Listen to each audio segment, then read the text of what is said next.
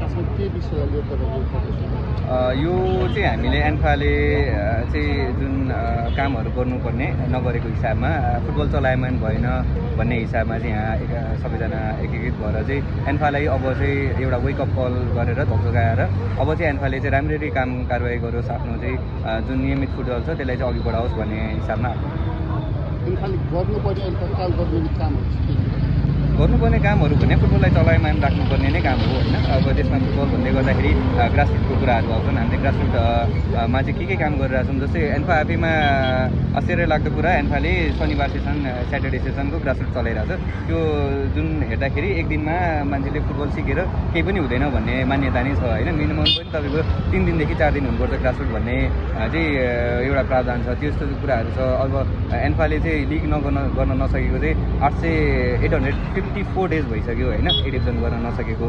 अनि त्यसले गर्दाखेरि भर्खरै पनि अब एन्फामा चाहिँ भियतनाम जाँदाखेरि 40 जना सदस्य लिएर जानु हो। उहाँले एक्स्ट्रा सदस्य चाहिँ अब आफ्नो कोहीलाई रुचाउनको लागि केही गर्नको लागि चाहिँ होइन, मान्छेलाई घुमाउने होइन, उता काहीँ विदेशमा लगिदिने यसो गरिदिन्छु भन्ने बार्गेनिङ खुलेआम रूपमा देखेको हिसाबमा अनि अरू पनि व्यतिथि भएको हिसाबमा चाहिँ हामी उहाँहरूलाई अवेर गर्न यो आर्थिक पारदर्शिता भन्नुभएको यो चाहिँ आर्थिक रूपमा जुन फिफाबाट बजेट आउँछ, नेपाल सरकारबाट बजेट आउँछ, एन्फाले कहिले पनि ट्रान्सपेरेन्ट भएर आफ्नो बजेट चाहिँ सार्वजनिक गरेको छैन।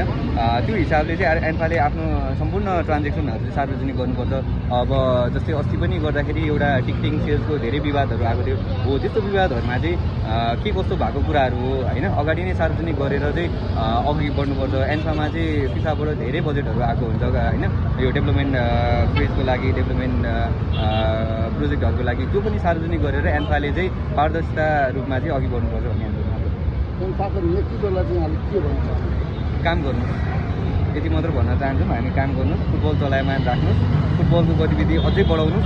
हामीलाई चाहिँ एन्फाले सोचेकै लक्ष्य चाहिँ 2030-31सम्म चाहिँ वर्ल्ड कप पुऱ्याउँछु वुमेन्स टिमलाई भनेर प्रतिबद्धता जनाएको थियो।